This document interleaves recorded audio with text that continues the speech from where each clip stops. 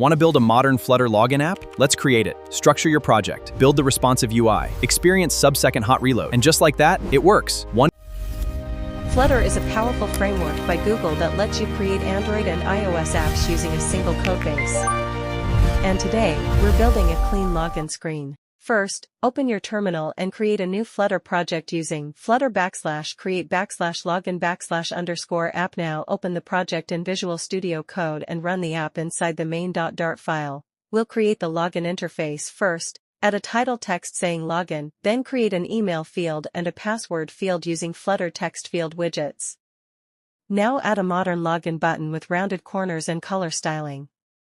Flutter makes UI design simple because everything works with widgets, and with hot reload, every change updates instantly on the screen. Now the app looks clean, modern, and fully functional. Users can enter their email, password, and tap the login button just like a real mobile app.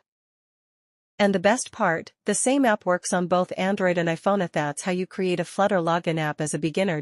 If this video helped you, like and subscribe for more Flutter and coding tutorials. And comment what app you want to build next.